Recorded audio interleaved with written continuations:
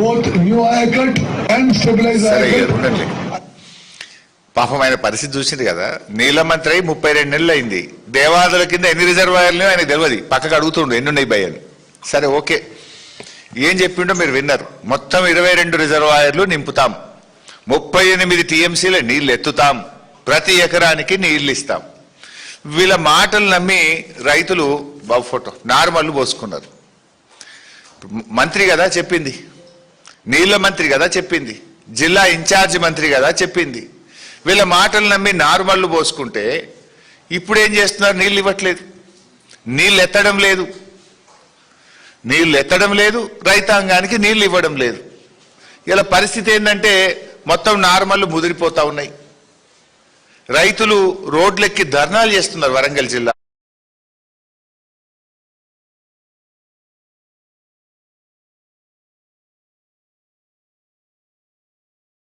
పురం, ఐనవోలు, ఇన్ని మండలాల్లో నిన్న వరంగల్ జిల్లా వ్యాప్తంగా కూడా పెద్ద ఎత్తున నీళ్లు విడుదల చేయాలని చెప్పి రైతులు ధర్నాలు చేసే పరిస్థితి. అంటే మంత్రులుగా మీరు ఇచ్చిన మాటలు కనీసం నిలబడరా? మీరు మిమ్మల్ని నమ్మి నాట్లేసుకుంటే, నమ్మి నారు పోసుకుంటే అది పుచ్చిపోయింది అన్నట్టు ఇవాళ నార్లు ఎండిపోయే పరిస్థితి ఉన్నది. ఒకసారి ధర్నాలు చూడండి. నిన్న వరంగల్ జిల్లా వ్యాప్తంగా జరిగిన ధర్నాలు మీరే ఒకసారి చూడండి. షాయంపేట, భీమదేవరపల్లి, ఎల్కతుర్తి,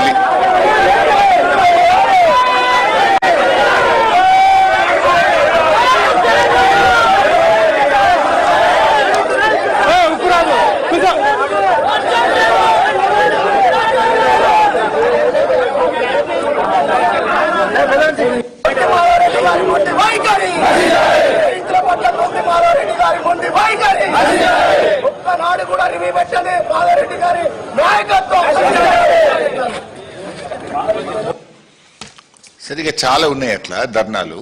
అంటే ఇప్పుడు ఏంది, నీళ్లు ఉండి కూడా దేవాదుల ప్రాజెక్టు దగ్గర ఆనాడు కేసీఆర్ గారు విజన్తో ఆయన ఎంతో కష్టపడి సమ్మక్క బ్యారేజ్ కట్టారు. ఇలా సమ్మక్క బ్యారేజ్లో నీటి నిల్వ సామర్థ్యం ఉంది, 3 టీఎంసీల నీళ్లు నిండుగా ఉన్నాయి. 22,000 క్యూసెక్కుల ఫ్లడ్ కూడా ఈ రోజు కూడా వస్తా ఉంది. అంటే అన్నీ ఉండి కూడా నీళ్ళు ఎత్తకుండా ఇలా కాంగ్రెస్ ప్రభుత్వం నిర్లక్ష్యం చేస్తూ ఉంది. అంటే ఆయకట్టుకు సరిపడా నీళ్లు ఇవ్వగలిగే అవకాశం ఉన్నా కూడా ఈ ప్రభుత్వం యొక్క నిర్లక్ష్యం వల్ల ఇలా రైతాంగానికి పంటలు ఎండబెడుతున్న చేతగాని దద్దమ్మ ప్రభుత్వం ఈ కాంగ్రెస్ ప్రభుత్వం. మీరే కదా జూలై 13 నాడు పోయి మొత్తం నీళ్లు ఎత్తుతాం, 38 టీఎంసీలు ఎత్తుతాం, ప్రతి ఎకరానికి నీళ్లు ఇస్తామన్నారు కదా. మరి ఏమైంది? 10 పంపులు నడుస్తాయని చెప్పినారు. నిన్నటి వరకు అది కూడా మీరు చూడండి. ఇది నిన్నటిది, ఇది చూపి బాబు. ఇది నిన్నటి రిపోర్ట్. 5 పంపులు నడుస్తున్నాయి. ఇక డేట్ చూడండి, 20 జూలై 2026. నిన్నటి ప్రకారంగా ఫేజ్ 1లో 2 మోటార్లు, ఫేజ్ 2లో 1 మోటారు, ఫేజ్ 3లో 2 మోటార్లు. నిన్న నడిచినాయి 5 మోటార్లు నడిచినాయి.